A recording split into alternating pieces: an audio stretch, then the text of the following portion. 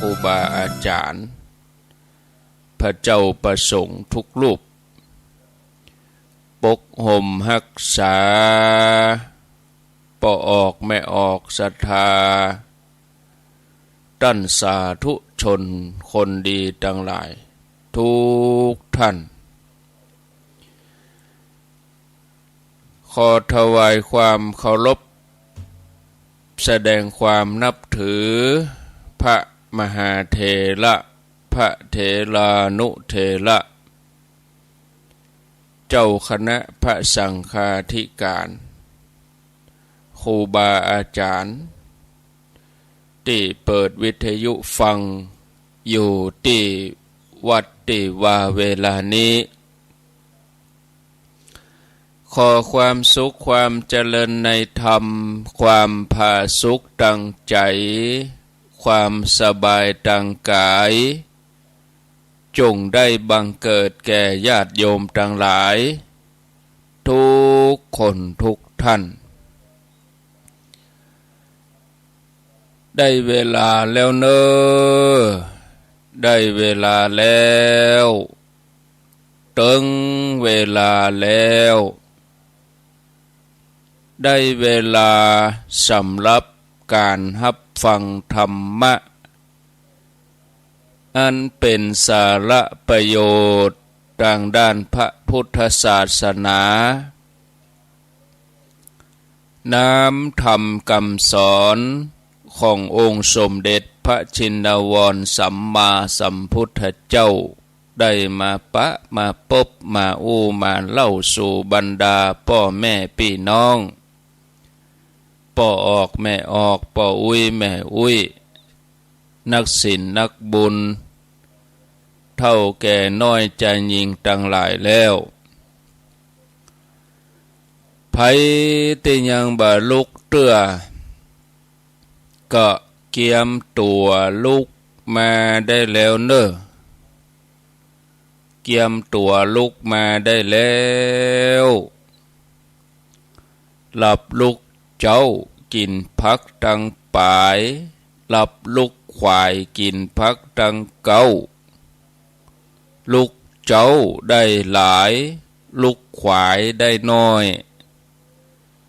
หลับลุกเจ้าเป็นเจ้าตังหลายหลับลุกควายปาเฮอลูกหลานเป็นหนี้เป็นข้าเนอตื่นมาเหียเนอลุกมาเหียเนอลุกเนอลุกเนอลุกตื่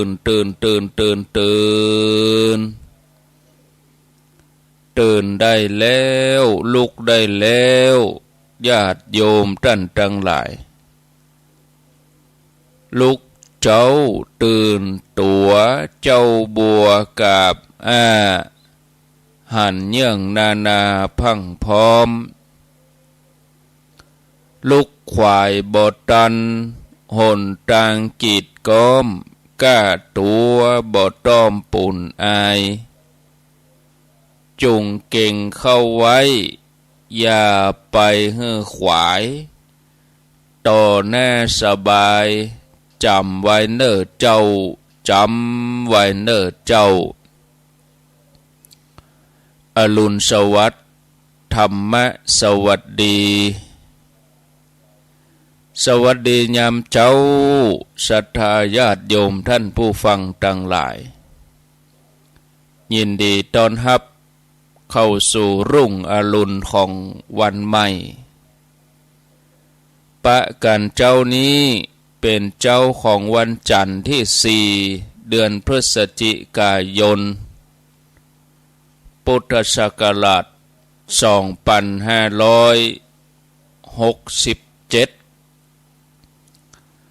วันนี้เป็นวันเดือนยี่เหนือขึ้น4 ค่ำเดือนยี่ขึ้น4 ค่ำพร่ำว่าเป็นวันจันทร์วันจันทร์นี่สีเหลืองเนาะเดือนยี่นี่เสียติดกับจันทร์เกียง59เสียติดกับจันทร์ ยี่60เสียการวันเดียวเดือนยี่นี่เกี่ยง59เนี่ยเสียติดกับจันทร์ยี่60เสียการวันเดียวเดือนยี่นี่เสียวันการวันเดียววันนี้วันจันทร์เดือนเกี่ยงเดือน5เดือน9วันนี้บ่ใจวันเสียประจำเดือนวันเสียประจำเดือนก็วันพุกเป็นวันการเดือนยี่นี่เสียวันเดียวเสียก้าวันการวันเดียวใครจะทำการมังกรมงคลเปิดร้านแต่งงานขึ้นบ้านใหม่ก็เว้นวันการวันอื่นนี่ได้มาปะกันแล้วบ่ฮือได้ขาดแคลวเสียเวลาก่อนอื่นก็ต้นเดือนก็อนุโมทนากับศรัทธาญาติโยมที่เปิ้นได้ฮือการอุปถัมภ์รายการสนับสนุนเป็นก้าอินเทอร์เน็ตก้าไฟก้าซ่อมบำรุงหลายๆอย่างเป็นประจำทุกเดือนอินเทอร์เน็ตนี่ก็ทุกวันนี้ก็ได้จ่ายละเนาะทุกวันที่4ของเดือนกับวันที่12ถ้าเลยกว่านั้นก็บางทีเขาจังลืมอาตมาเตื้อก็ทำงานเพลินลืมไปเพื่อเกิดจะได้พอจะสิ้นเดือนเพิ่นก็ตัดอินเทอร์เน็ตตัดสัญญาณไปก็อินเทอร์เน็ตนี่ก็สำคัญเหมือนกันที่ส่งเสียงไปถึงญาติโยมได้ก็เพราะว่ามีอินเทอร์เน็ตไปหลายสถานีไปหลายคลื่นนะเพราะว่าสัญญาณอินเทอร์เน็ตถ้าบ่มีสัญญาณอินเทอร์เน็ตนี่ก็จัดลำบากออกอากาศก็ไปบ่ถึงบ้านศรัทธาอนุโมทนากับแม่จันเรือนใสแม่เดือนเพ็ญทิมบางแม่อมราวงแหวนแม่พัฒนันวิจิตรไพศาลแม่สุทธาทิพย์ข่มไพลีแล้วก็แม่ครูเกษณีชัยเทพแม่ครูจงลักนาวาจักรโยมกนกพิษชัยนาแล้วก็ร้อยตำรวจตรีสุจักรอาจารย์เกรียงศรีพรหมเสนอันนี้ที่เปิ้นร่วมทำบุญเป็นประจำทุกเดือนแม่ชลินทิพย์บุญเลิศตัวเนาะแถมหลายคนหลายท่านอาจจะบ่ได้กล่าวได้ที่เปิ้นบริจาคทำบุญปะที่ไหนเปิ้นก็เอาปัจจัยหอมปะงานตามงานต่างๆงานบุญกะปะกันตามที่ตามงานต่างๆเปิ้นก็เอาปัจจัยมาหอมเป็นการนำกาไฟเป็นกาอินเทอร์เน็ตกาสนับสนุนกาเผยแพร่บริจาคก็ได้ทุกรายการเพราะว่าตัวที่ปากตังเจริญนี่เป็นตัวกระจายเป็นตัวกระจายสัญญาณไปที่สถานีต่างๆก็รับจากครูบาอาจารย์ที่เปิ้นจัดที่วัดเปิ้นตวยญาติโยมฟังตังแม่แจ่มก็ร่วมบุญตังสถานีแม่แจ่มญาติโยมฟังตังลำปางก็ร่วมบุญอุปถัมภ์กับสถานีตังลำปางเนอะถ้าฟังตังวิเทศสงฆ์นครลำปางก็ปะผู้จัดรายการบอกว่าคารวะญาติโยมบอกว่าพระคุณเจ้าโดยเฉพาะอาจารย์ท่านพระมหานพดลสุวรรณเมธีวัดบรรพตสถิตท่านสมชาติชาตปัญโยท่านพระครูสิริธรรมบัณฑิตหลวงพ่อท่านพระครูอุดมศิริทัตน์วัดศรีภูมิมาหรือครูบาอาจารย์หลายๆตนที่ดำเนินรายการบัดเดี๋ยวนี้เขาก็ ม่วนขึ้นมาเพราะว่ามีครูบาอาจารย์มาจัดรายการนักหลากหลายแต่คืนนี้ต้องขออภัยญาติโยมที่เป็นแฟนรายการช่วง3 ทุ่มถึง4 ทุ่มอาตมาเชื่อมสัญญาณท่านอาจารย์วรรณชัยละไว้แล้วก็รับละศรัทธาญาติโยมปลุกนาฬิกาก็บอกยังบ่ฮู้นะปลุกนาฬิกาไว้3 ทุ่มเพื่อสะดุ้งตื่นพอ4 ทุ่มไปเปิ่นประจบรายการ4 ทุ่มพอจะ5 ทุ่มแล้วก็2 ทุ่มไปนี่ก็พักละอาตมานะ2 ทุ่มน้อยๆนี่ก็ส่งน้ำมาอย่างแล้วมีอย่างก็นอนพักผ่อนละแต่มันไปตื่นเจ้านะไปตื่นประมาณ5 ทุ่มเที่ยงคืนรอบหนึ่งเข้าห้องน้ำอะไรยังเรียบร้อยกับปีกมาพักผ่อนนอนแหมรอบก็ตื่นแหมกรรมก็มาจัดรายการจัดรายการนี่ก็ตื่นก่อน1 ชั่วโมงตื่นตั้งแต่4 โมงที่จริงกับปลุกนาฬิกาไว้ตี 2 ครึ่งตี 2 ครึ่งเขาก็ตื่นมาก็มาเปิดคอมเปิดยังเปิดสัญญาณเชื่อมสัญญาณอะไรอย่างเข้าตีเข้าตังเขาก็ไหว้พระไหว้อย่างก็นอนมันก็บรรลับนะแต่ว่ามันนอนเกี่ยมข้อมูลพ่องอะไรอย่างพ่องงานวันนี้จะทำอะไรอย่างก็เขียนไว้เป็นอย่างแต่ละวันนี่มันกิจวัตรจะเป็นอย่างนี้ตื่นเจ้ามาหลังจากที่เขาไหว้พระสวดมนต์แล้วก็มานั่งพิจารณาว่าวันนี้จะทำอะไรอย่างงานอะไรอย่างที่ค้างอยู่งานอะไรอย่างที่ควรจะทำต่อ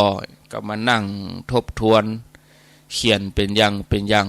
เสร็จแล้วก็แจ้งดีขวายงามก็เดินตามปฏิบัติตามที่เขาวางไว้ศรัทธาญาติโยมวันนี้จะมาอู้ถึงเรื่องประโยชน์ตนเนาะศรัทธาญาติโยมประโยชน์ในโลกนี้มี2 อย่างประโยชน์ส่วนตนกับประโยชน์ส่วนรวมตามธรรมดาคนที่หันแก่ตัวก็จะตักตวงเอาประโยชน์ส่วนตัวไว้ก่อนคนที่หันแก่ตัวบอกว่าจะทำจะคิดจะอู้อะไรอย่างก็เป็นไปเพื่อประโยชน์ส่วนตัวอย่างนี้จัดว่าเป็นคนที่น่าเกลียดน่าสกปรกเป็นคนที่บ่สะอาดคนเฮา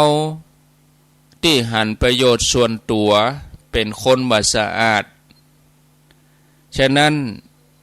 คนที่มีความสุขความสมบูรณ์แล้วมีประโยชน์แล้วได้รับประโยชน์เต็มที่แล้วเปิ้นก็จะเสียสละประโยชน์ส่วนตัวเพื่อประโยชน์ส่วนรวมการบำเพ็ญตัวเองเป็นคนช่วยเหลือผู้อื่นช่วยเหลือสังคมช่วยเหลือคนทุกข์คนยากช่วยเหลือคนด้อยโอกาสบริจาคเสียสละสร้างโรงยาแปลงศาลานี่ศรัทธาญาติโยมทั้งหลาย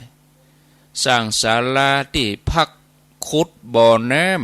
ำสร้างสถานีอนามัยที่ห้องว่ารพสตเป็นประโยชน์แก่ชุมชนคนที่เสียสละประโยชน์ส่วนตัวเพื่อส่วนรวมก็เลยเป็นคนที่สะอาดแล้วก็เป็นคนที่มีกลิ่นหอมเป็นคนที่มีเกียรติสังคมเฮานี่ศรัทธาญาติโยมประกอบขึ้นโดยมนุษย์ที่มีสภาพต่างกันบางคนเปิ่งตัวเองบ่ได้อ่อนแอถ้าคนที่มีกำลังแข็งแรงคนที่มีกำลังเหนือกว่า บ่มีเมตตาเกาะต่อกันบ่เอื้อเฟื้อเพื่อแผ่กันในสังคมก็จะเต็มไปด้วยความเจ็บปวดคนหาที่เปิ้งบ่ได้เฮาได้ยินบางทีเสียงเพลงเสียงดนตรีนะยังมีสวนสาธารณะยังมีที่รื่นรมยังมีที่บันเทิงใจสิ่งหมู่นี้ก็หลั่งออกมาจากใจของผู้ที่การุณเมื่อเฮาได้มีความสุขแล้วเฮาก็ต้องเหลียวแลเปื้อนมนุษย์ที่เปิ้นยังจมอยู่กับความทุกข์ช่วยเหลือเขาพ้องเอื้ออารีเขาพ้องโลกนี้ก็จะได้น่าอยู่ขึ้นศรัทธาญาติโยมอันนี้ก็ฝากไว้เป็นสาระธรรมะที่นำมาเสนอพ่อแม่ศรัทธาญาติโยมท่านสาธุชนท่านผู้ฟังทั้งหลายในยามเจ้าวันนี้คำสอนเรื่องชีวิตของพระพุทธศาสนาองค์พระสัมมาสัมพุทธเจ้าพุทธองค์ก็ทรงวางไว้ว่าชีวิตของเฮานี่เป็นสิ่งที่ปรุงแต่งการปรุงแต่งก็คือการสร้างการประกอบขึ้นมาโดยธรรมชาติตัวเฮาจัดเป็นรูปใจเฮานี่จัดเป็นนามเปิ้นห้องว่ามีรูปกับนามร่างกายจิตใจมีร่างกายจิตใจมารวมกันก็เป็นหนึ่งสองอย่างนี้จะแยกกันบ่ได้ถ้าแยกกันเมื่อใดก็แตกเมื่อร่างกายแตกสลายหรือว่าดับไปหายไปอันนั้นหมายถึงความตายมรณะภัยแม้ร่างกายเก่าจะงดงามกาบ่งดงามกาล้วนแล้วก็จะต้องเสื่อมสลายไปบ่สามารถที่จะเกิดขึ้นมาเป็นร่างกายอันใหม่ได้เหมือนเก่าเหมือนเดิมจิตเก่าจะมีกิเลสหรือบ่มีกิเลสยังได้ก็ตามก็สามารถจะพลิกมาเกิดมาเป็นจิตใหม่ได้เหมือนเดิมมีแต่บุญกุศลต่ออันที่จะส่งยู้เฮาให้ไต่ระดับขึ้นไปร่างกายในทางพระพุทธศาสนานี่เปิ้นบอกว่าเกิดจากธาตุสี่ธาตุสี่ก็ของแข็งของเหลวความร้อนแล้วก็ก๊าซนะธาตุสี่ก็ดินน้ำไฟลมของแข็งนี่เป็นดินของเหลวนี่เป็นน้ำของร้อนนี่เป็นไฟก๊าซนี่ก็เป็นลมดินน้ำไฟลมมาประชุมกันเกิดเป็นอวัยวะของร่างกายเฮาขึ้นมาร่างกายของเฮานี่เป็นไปตามลักษณะของพ่อแม่นะสิ่งที่เป็นร่างกายแท้ๆมันมีเนาะถ้าเฮาแยกเป็นส่วนนะธรรมชาติเอาธาตุทั้งสี่มาปรุงแต่งรวมกันเกิดเป็นร่างกายขึ้นมาเมื่อเกิดเป็นร่างกายขึ้นมาแล้วมันก็สามารถจะตั้งอยู่สภาพเก่าได้ตัวเฮาเองก็สามารถจะตั้งอยู่สภาพเก่าย้อนหลังไป20-30 ปีก่อนเฮาก็บ่ยังเก่าหรอกศรัทธาญาติโยมเดือนพฤศจิกายนนี่มันก็เปลี่ยนของมันเนาะวันนี้วันที่4วันผูกวันที่5วันฮือวันที่6มันก็ไปตั้งหน้าเลยสังขารร่างกายของเฮาก็ทรุดโทรมไปเลยธาตุทั้งหลายที่มันเคยอยู่กันดีๆมันก็แปรปรวนไปมาทำให้เมื่อยให้ไข้ให้เจ็บให้เป็น เมื่อเกิดมาแล้วมันตั้งอยู่อย่างเก่าบ่ได้ศรัทธาญาติโยมท่านผู้ฟังมันมีการเปลี่ยนแปลงตลอดเวลาในที่สุดบัจจาก็โวยมันก็จะต้องแตกสลายไปเป็นอนิจจังขณะที่ร่างกายมันตั้งอยู่มันก็จะต้องประคับประคองมันประคับประคองด้วยความยากลำบากเป็นทุกขังอันนี้แสดงถึงลักษณะที่มันบ่ใช่ตัวตนที่แท้จริงชีวิตของเฮาตัวตนของเฮามันมีอมตะมันเป็นอนัตตามันบ่ใช่ตัวตนของเฮาขึ้นมาศรัทธาญาติโยมท่านสาธุชนนะส่วนจิตนี่เกิดมาจากวิญญาณขันธ์การห้ามโหเกิดจากระบบประสาทตึงหกภาษาพระเปิ่นห้องอายตนะมันกระทบกันมีอายตนะภายนอกอายตนะภายในตาหูจมูกลิ้นกายใจเป็นสัญญาณขันธ์ก็คือการจำได้การรับรู้วิญญาณขันธ์นี่คือตัวเนี่ยมันมากระทบกันมารับรู้กันเนี่ยเกิดเวทนาขันธ์เกิดความรู้สึกพอใจบ่พอใจดีใจเสียใจนี่เสร็จเรียบร้อยกับจิตมันก็ปรุงแต่งเป็นสังขารขันธ์คือเมื่อพอใจบ่พอใจถ้าพอใจมันก็เกิดความอยากความยึดถือเกิดความคิดขึ้นมาถ้าพอใจก็เกิดความปรุงแต่งบ่สบายกายบ่สบายใจมันรวมกันปรุงแต่งกันขึ้นมาเป็นสังขารขันธ์สังขารขันธ์นี่ต้องอาศัยเวทนามันถึงจะเกิดขึ้นตัวเวทนาคือความรู้สึกต่อสิ่งที่รับรู้สิ่งที่รับรู้มันก็มาจากการจำสิ่งที่รับรู้การจำสิ่งที่รับรู้นั่นคือสัญญาณขันธ์หูเวทนาสัญญาสังขารวิญญาณ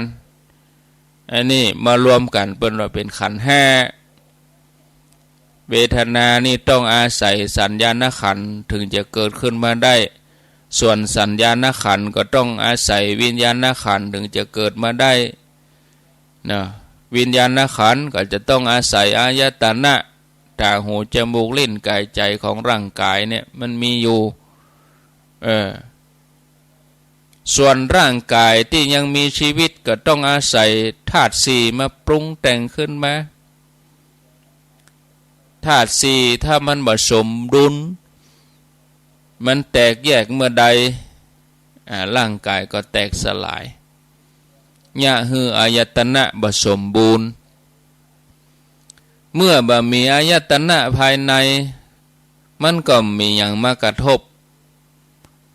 เฮาบ่หันเหียเฮารับตาเหีย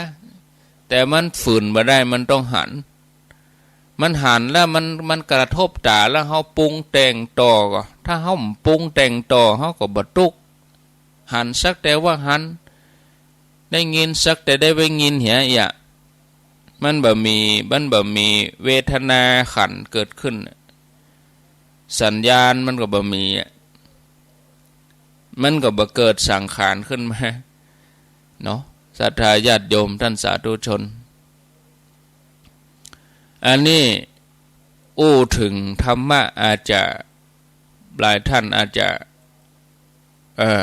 เข้าใจยากน้อยก็ก้อยพิจารณาก้อยพิจารณาไปเอาง่ายๆเอาเรื่องการได้ยินนี่มันเกิดขึ้นมาแล้วเสียงมันกระทบหูเนาะอย่างคนที่มาตำหนิเขาเนี่ยถ้าเขาเป็นภาษาต่างประเทศนี่เขาก็ บ่ฮู้เฮาแปลบ่ออกถ้าเขาด่าเขาว่าหยังเฮานี่นะเฮาก็บ่ฮู้หรอกอันนี้มันกระทบแล้วมันบ่กระเทือนน่ะมันบ่เข้าถึงในแล้วมันบ่ปรุงแต่งต่อมีคนด่าว่าเฮาเป็นภาษาจีนภาษาฝรั่งเฮาก็บ่ตุกเพราะว่าเฮาบ่เข้าใจความหมายเฮาบ่ตุกแต่บ่กองอู้เฮา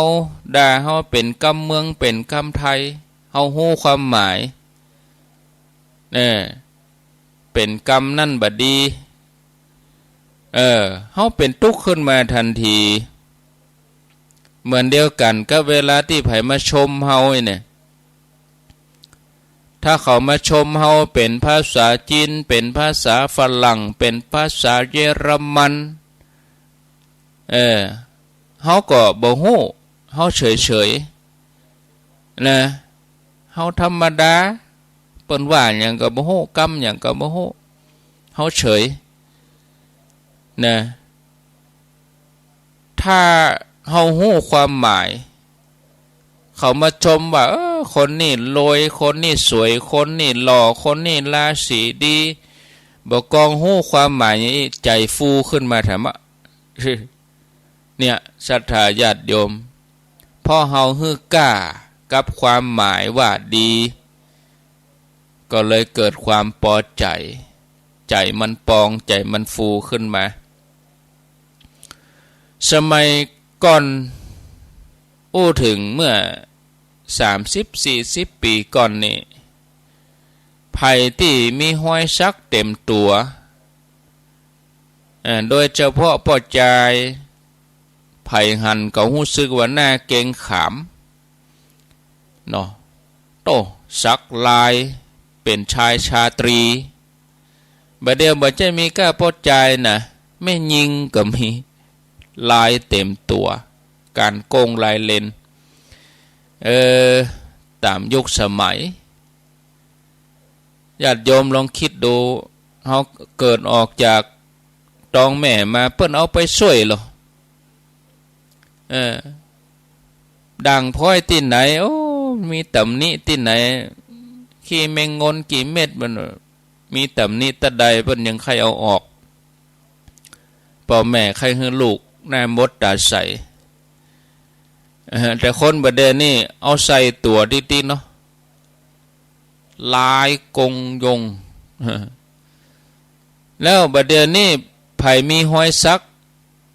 นะถึงนะเป็นนิยมกันฮะมะถึงแต่ก่อนนี่ขอโทษเนาะเฮาว่าห้อยซักมาแล้ว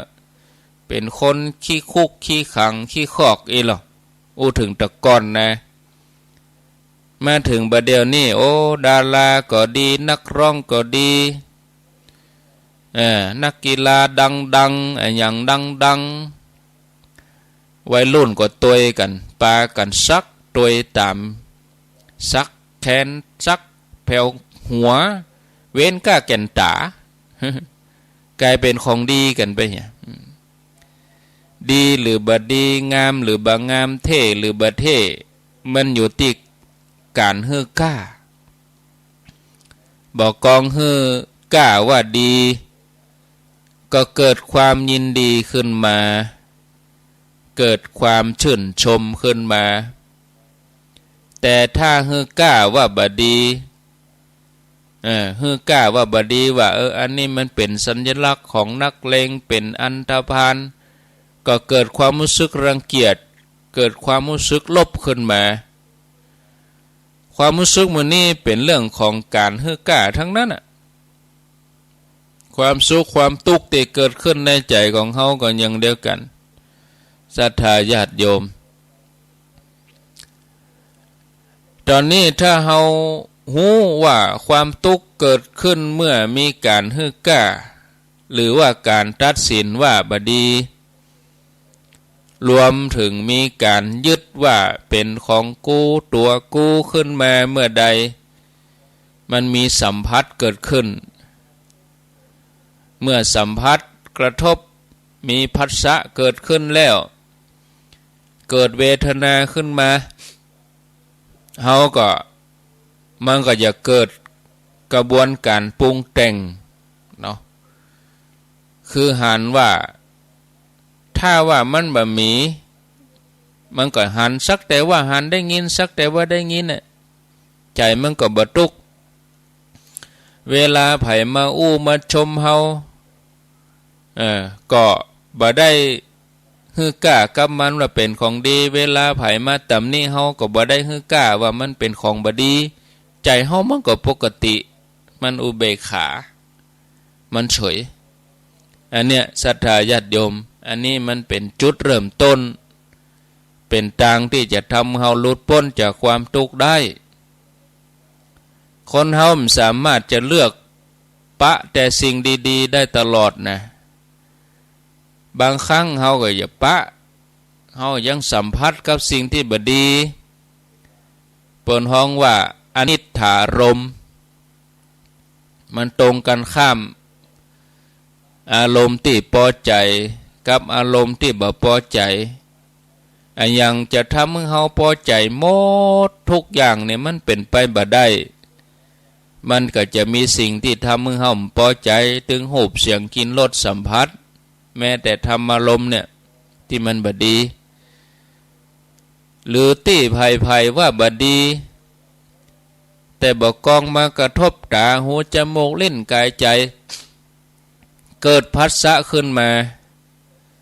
เฮาฮู้แต่เฮาเฉยเนี่ยอย่างที่ครูบาอาจารย์ว่านะสักแต่ว่าฮู้สักแต่ว่าหันสักแต่ว่าได้ยินใจมันก็บ่ทุกข์เนาะอันนี้คือโอกาสที่เฮาจะรักษาใจของเฮาบ่ให้มันทุกข์ที่เฮาทุกข์ถึงวันนี้คือเฮาคิดว่าเฮาจะปะแต่ดีๆทั้งนั้นน่ะเนาะมันจะไปเป็นไปอย่างอันอย่างศรัทธาญาติโยมบ่ใช่ว่าเฮาจะต้องปะสิ่งดีๆเฮาถึงจะบ่ทุกข์บ่ใช่ว่าเฮาจะต้องปะสิ่งที่มันบ่ดีสิ่งที่มันแย่เฮาถึงจะเป็นทุกข์หรอแม้สิ่งที่แย่ๆที่เฮาฮ้องว่ามันบ่ถูกใจมันเป็นอนิจฐารมณ์แต่ใจของเฮาก็บ่ทุกข์ก็ได้นะถ้าเฮาเข้าไปปรุงแต่งถ้าเฮาฮือกล้ามันไปตั้งลบนะญาติโยมทำนองเดียวกันเมื่อมีอารมณ์ใดๆเกิดขึ้นในใจแม้เป็นอารมณ์ลบอย่างความโศกเศร้าความร่ำไรรำพันความบ่สบายกายความบ่สบายใจความโศกความโกรธความอาฆาตพยาบาทถ้าหากว่าเฮามีสติหูทันอารมณ์นั้นๆเกิดอาการหูว่าอันนี้มันโขดมาแล้วรู้แต่บ่ได้ฮือกล้าในทางลบกับมันบ่ได้ปรุงแต่งหรือบ่ต้องไปพักใส่มันบ่ได้ยึดมันเอาไว้รวมถึงบ่ต้องไปปรุงขึ้นมาว่ามันเป็นของกูใจเฮาก็บ่ทุกข์การฝึกจิตให้มีสติทำให้เกิดการรับรู้และพิจารณามันก็จะช่วยลดการปรุงแต่งในใจของเฮาขึ้นมานะศรัทธาญาติโยมอย่างที่บอกไว้แล้วเนี่ยเมื่อเกิดผัสสะเมื่อเกิดเวทนาถ้าบ่มีการปรุงแต่งก็บ่เกิดทุกข์แต่เป็นเพราะเฮาปรุงแต่งมันเมื่อเฮาปรุงแต่งมันก็เกิดตัวความอยากพอใจตัณหาอุปทานเกิดภพชาติตัวมาด้วยชรามรณะมันวนเวียนกันอยู่นี่ก็เลยทุกข์ขึ้นมาเลย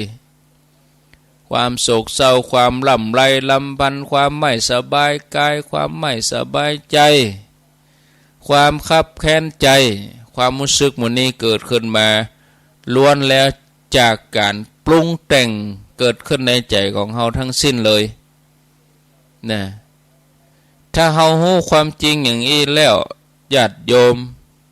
เฮาก็จะต้องมาฝึกใจของเฮา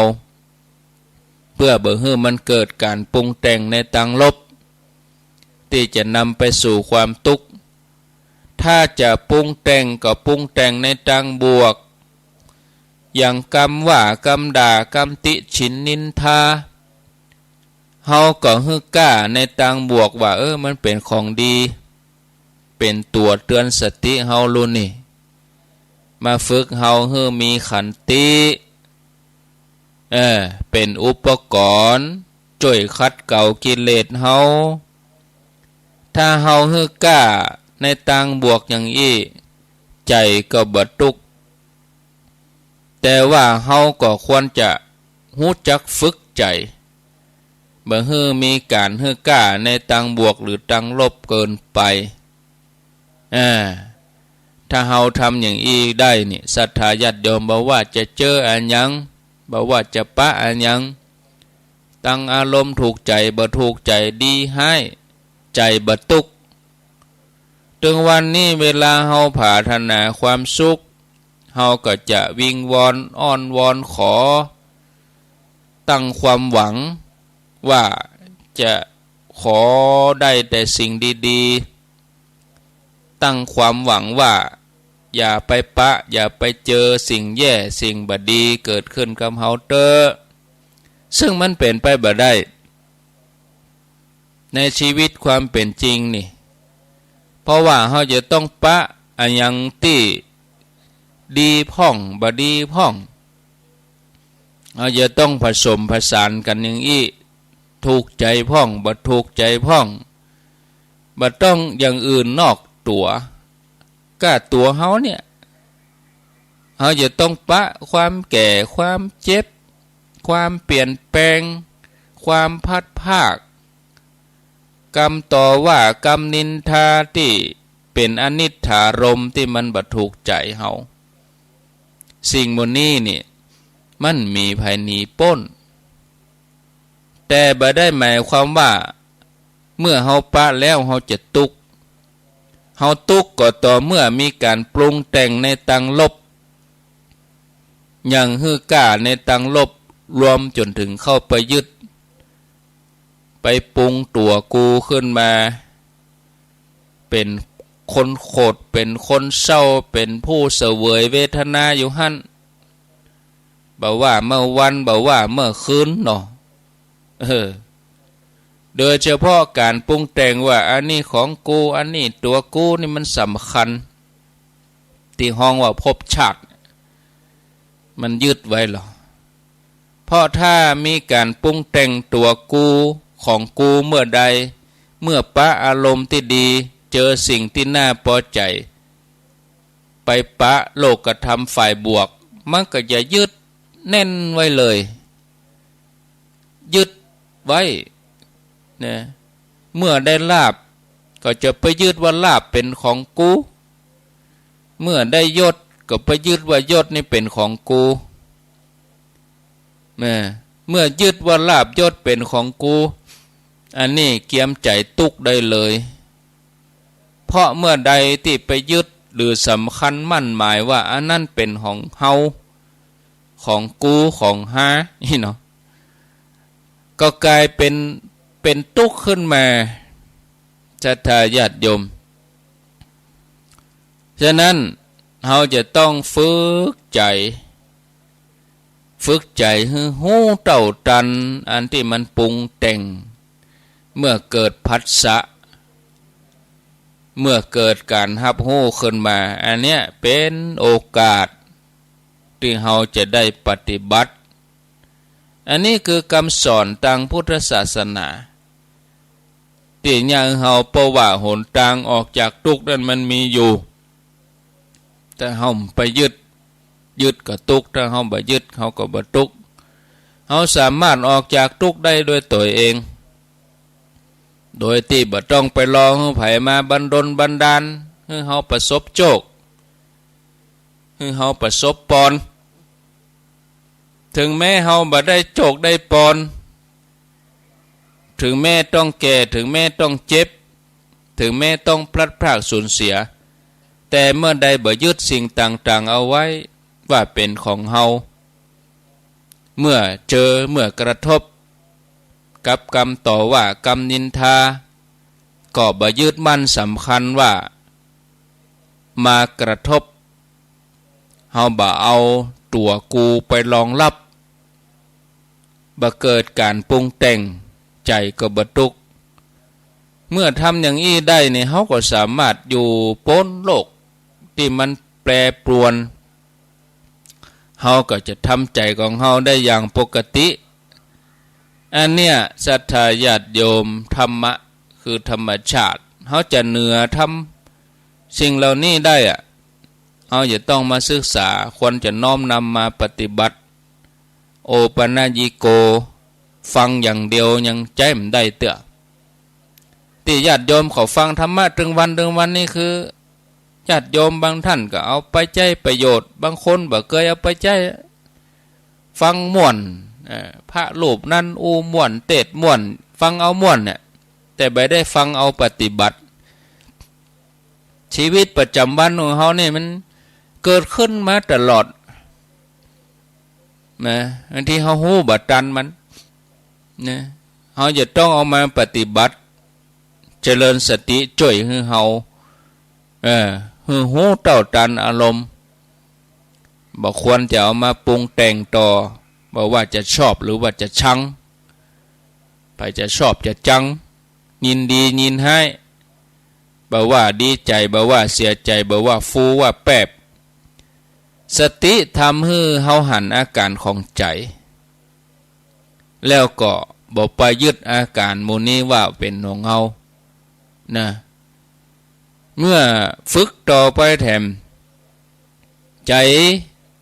โดยใจสติฝึกมันจะละเอียดไปจนกระทั่งหันว่าไปเฮือกล้าของมันเป็นอย่างใดบวกหรือว่าลบยินดีกะบ่ยินดียินห้าอย่างใดนะฉะนั้นถ้าเราฝึกสติฮือหันบ่เข้าไปเป็นนะบ่ยึดอารมณ์ใดๆว่าเป็นของเฮาการปรุงแต่งมันก็บ่เกิดขึ้นเมื่อการปรุงแต่งมันเกิดขึ้นมันก็บ่นำไปสู่ความทุกข์จะเกิดก็เกิดน้อยยิ่งถ้าเฮาให้ความสำคัญของการรักษาศีลการทำดีละชั่วก็จะช่วยให้จิตของเฮาเป็นปกติเย็นได้ง่ายอย่างกรรมโอวาทปาติโมกข์ที่เฮาเคยได้ยินเฮาเอามาปฏิบัติกันพ่องก่อญาติโยมโอวาทปาติโมกข์เนี่ยวันมาฆปูจาเนี่ยเฮามาปฏิบัติก่อนนะถ้าเฮาพิจารณาดีๆนี่นะถ้าเฮาปฏิบัติเนี่ยตัวนี้เป็นกำแพงหรอโอวาทปาติโมกข์นี่เป็นกำแพงแห่งความดีที่จะปกป้องเฮาบ่ให้เดือดเนื้อห้อนใจกำแพงแห่งจันหนึ่งก็คือกำแพงแห่งสติลงช่วยรักษาใจของเฮาบ่ให้เป็นทุกข์ลำพังกะการทำความดีละเว้นความชั่วช่วยเฮาได้นักนะช่วยเฮาป้องกันสกัดความทุกข์ได้แต่บ่ว่าจะทำดีเท่าใดความทุกข์บางอย่างก็ยังสามารถมาถึงตัวเฮาได้ความทุกข์จากอย่างไม่ใช่ความทุกข์จากคนอื่นนะความทุกข์จากความแก่ความเจ็บความทุกข์จากการพลัดพรากสูญเสียนะมันอยู่กับตัวเฮาทั้งนั้นบ่ต้องอู้ถึงกรรมด่ากรรมว่ากรรมนินทาอย่างนั้นหรือความล้มเหลวความบ่สมหวังอะไรอย่างนั้นสิ่งหมู่นี้แม่เฮาจะต้องปะต้องเจอแต่ใจบ่ทุกข์ไปตัวถ้าเฮามีสติหูตันอารมณ์ที่มันเกิดขึ้นที่มันมากระทบยิ่งไปกว่านั้นคือการหูตันการปรุงแต่งโจนเมื่อหันสักแต่ว่าหันได้ยินสักแต่ได้ยินเนี่ยก็เป็นทุกข์ละญาติโยมอันนี้เป็นโอกาสของเฮาที่สามารถทำให้เฮาพ้นหลุดทำให้เกิดขึ้นกับตัวเองได้แต่เฮาจะทำได้ก็ต่อเมื่อเฮาศึกษา เฮาพิจารณาแล้วก็เอามาปฏิบัติฉะนั้นถ้าเฮารู้จักใคร่ครวญแล้วเอามาปฏิบัติก็เท่ากับว่าเฮาได้ประโยชน์จากการที่เฮาเป็นพุทธศาสนิกชนเฮาได้ประโยชน์จากการมีพระพุทธศาสนาไว้เป็นที่ยึดจิตใจประโยชน์สูงสุดคือการได้นับถือพุทธศาสนาประโยชน์อย่างที่สุดแห่งมันก็คือการได้เกิดมาเป็นมนุษย์ศรัทธาญาติโยมฉะนั้นวาระโอกาสวันใดสำคัญก็สำคัญทุกวันวันเกิดกาวันสำคัญอันใดเฮาหาโอกาสที่จะจะทำที่จะปฏิบัติเนาะญาติโยมน้อมนำคำสอนขององค์พระสัมมาสัมพุทธเจ้ามาเป็นที่ปึงเป็นสรณะยึดเหนี่ยวจิตใจไว้พอเวลาแล้วก็พอสมควรวันนี้ได้ได้จ่ามาผิดพลาดประการใดก็ขออภัยครูบาอาจารย์นักปราชญ์ผู้รู้พระสงฆ์องค์สังฆเจ้าปอน้อยปอนานปราชญ์บัณฑิตที่เปิ่นมีความรู้มีภูมิธรรมที่สูงกว่าขอกับขมาอภัยพระสงฆ์องค์สังฆเจ้าตัวอนุโมทนากับทุกคลื่นทุกสถานีที่เปิ่นได้ให้ความอนุเคราะห์เกาะสัญญาณเกี่ยวสัญญาณเอารายการนี้ไปสู่ผู้ฟังทางบ้าน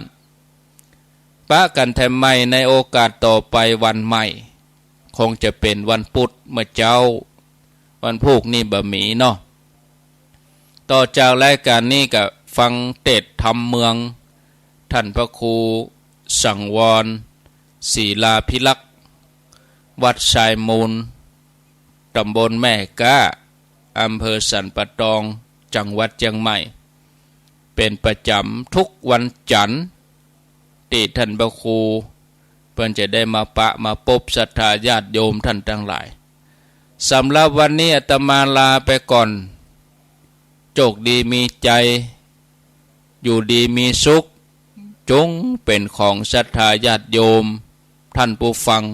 ทุกคนทุกท่านอายุวันโนสุขังปะลัง